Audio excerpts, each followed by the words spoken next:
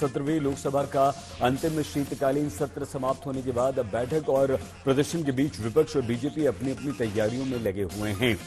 आज पहली बार विपक्षी इंडिया गठबंधन बंद कमरे की बैठकों से निकलकर प्रदर्शन करने बाहर आया। 146 सांसदों के सत्र के दौरान निलंबन के विरोध में इंडिया गठबंधन के नेता जंतर मंतर पर प्रदर्शन करने पहुंचे, लेकिन जो बात देश भर में प्रदर्शन की हुई थी उसमें बहुत दम नजर नहीं आ रहा है। दूसरी तरफ 2 दिन तक बीजेपी के पदाधिकारियों की बैठक शुरू हो रही है। प्रधानमंत्री नरेंद्र मोदी इस बैठक में शामिल हो सकते हैं।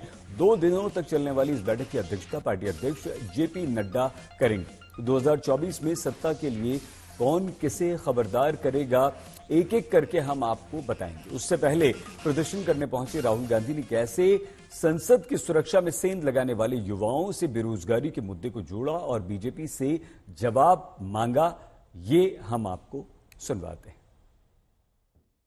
अंदर कैसे आए? सिक्योरिटी ब्रीच की बात हुई,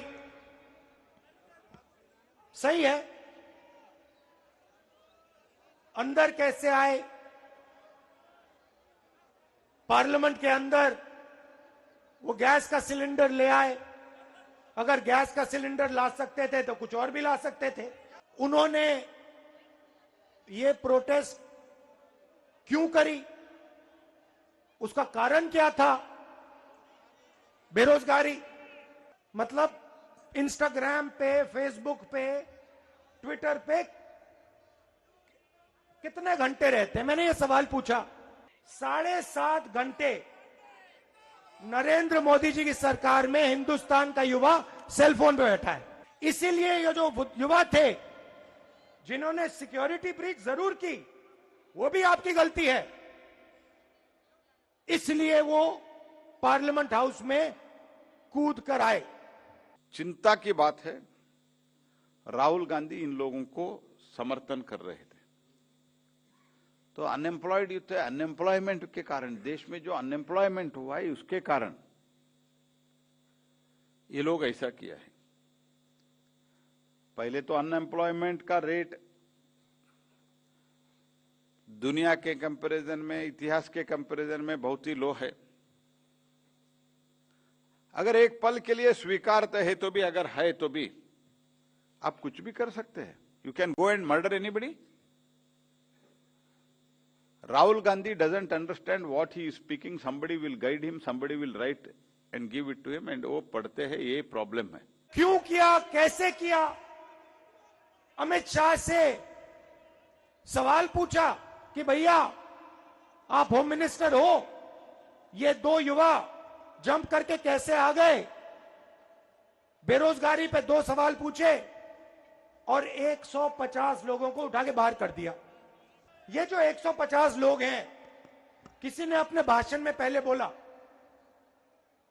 ये सिर्फ व्यक्ति नहीं है, ये हिंदुस्तान की जनता की आवाज है।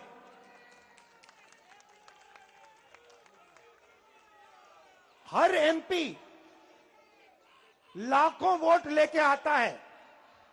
आपने सिर्फ 150 लोगों का अपमान नहीं किया, आपने हिंदुस्तान की 60% जनता का मुंह बंद किया है। कि ये तो आपको पता ही है कि जो संसद भवन है उसके कस्टोडियन कौन है? स्पीकर साहब। और जब लोकसभा सेक्रेटेरिएट ने उसमें जांच के और सब स्पीकर साहब ने मीटिंग बुला करके कार्रवाई शुरू कर दी। जो आप जिक्र कर रहे हो वो एक जानकारी का था, बाकी काम उस समय भी स्पीकर साहब ने किया था। और स्पीकर साहब बार बार कह रहे हैं कि मैं आपकी सुरक्षा के लिए जिम्मेदार हूं, मैं सदन में बैठा हूं, मैं आपकी सुरक्षा का ध्यान रखूंगा। तो उनको विश्वास नहीं होना चाहिए क्या स्पीकर साहब की बात पे? इसका मतलब जानबूझ के, जैसे हमारे प्रहलाद जोशी जी ने कहा, जानबूझ करके वो जो हारे हैं चुनाव उसका बदला लेने के लिए कोई तरीका ढूंढ रहे थे, उनको अवसर मिल गया। बाकी सदन चलाना उनका विषय नहीं था। उनको सब सदन चल रहा था तो वो कहते थे कि यार ये तो सदन तो शांति से चल रहा है, ये तो बिल पास कर रहे हैं। इसका मतलब कहीं ना कहीं षड्यंत्र अंदर अंदर कर रहे थे वो, और उनको ये अवसर मिला। कल ही लोकसभा के अनिश्चितकाल तक स्थगित होने के बाद स्पीकर के साथ चर्चा में कहा कि संसद की सुरक्षा से जुड़े जितने उपाय हैं वो पूरे होने चाहिए और आज प्रदर्शन के दौरान राहुल गांधी ने बीजेपी सांसदों को डरपोक कह दिया। कहा कि जो लोग खुद को देशभक्त होने का दावा करते हैं उनकी हवा निकल गई। बीजेपी ने जवाब देने में जरा सी भी देरी नहीं की। कुछ दिन पहले पार्लियामेंट हाउस में 2-3 युवा जंप करके अंदर आ गए। जंप करते हुए हम सब ने देखा। अंदर आए, थोड़ा धुआं फैलाया, बीजेपी के सांसद सब भग लिए। वो अलग बात है।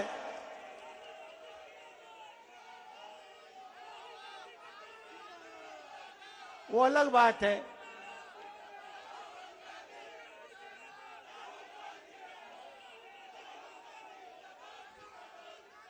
जो अपने आप को देशभक्त कहते हैं, हवा निकल गई उनकी।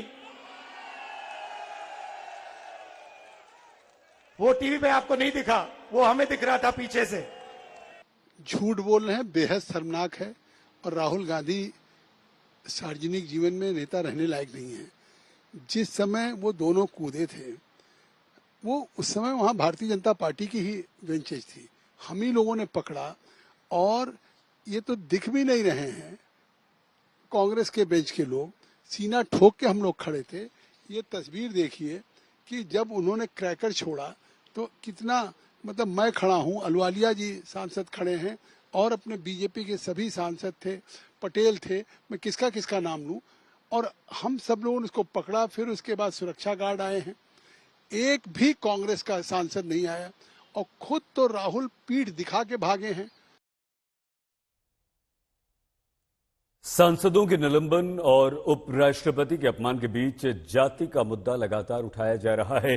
बीजेपी जहां जाट और किसानों के अपमान की बात कर रही है, तो वहीं कांग्रेस अध्यक्ष मल्लिकार्जुन खड़गे लगातार अपनी जाति दलित बताते हुए पूछ रहे हैं कि उनके अपमान पर आपकी चुप्पी क्यों रहती है। मुझे बहुत धक्का लगा कि एक संविधान के उच्च पद पे बैठते हैं ऐसे लोग कहते हैं कि मैं एक फलाना जाति का आदमी हूं, इसीलिए मुझे इंसल्ट कर रहे हैं। अरे अगर आप देश के संरक्षक करने का अधिकार लिए हैं, संविधान के तहत आप चलने का वायदा किए हैं, तो आप जात पात की बात अंदर करते हो और जात पात पे चलने की बात करते हो। अगर आपकी हालत यही है तो मेरे जैसे दलित की हालत क्या होगी। मैं जब उठता था, सदन में उठता था बात करने के लिए, आपके तरह आवाज उठाने के लिए, तो उस वक्त कभी मुझे मौका नहीं मिलता था। अरे ये तुम संविधान के पद पे बैठे हो और तुम रोते हो। अरे संविधान चलाओ। उपराष्ट्रपति जी का अपमान हुआ, पद का अपमान हुआ, लेकिन जिस बैकग्राउंड से आते हैं, कांग्रेस पार्टी का ये सोच है कि शासन करना हमारा अधिकार है। उपराष्ट्रपति भी हम जिसको नॉमिनेट करें वो बने, राष्ट्रपति भी हम जिसको नॉमिनेट करें वो बने। ये मोदी जी कहां से आ गए, ये द्रौपदी मुर्मू जी कहां से आ गए, ये जगदीप धनखड़ जी कहां से आ गए। इसका मतलब उनका सोच है weaker section of the society, चाहे जाट हो, किसान हो, दलित हो, चाहे अनुसूचित जनजाति हो, उनका अपमान करना।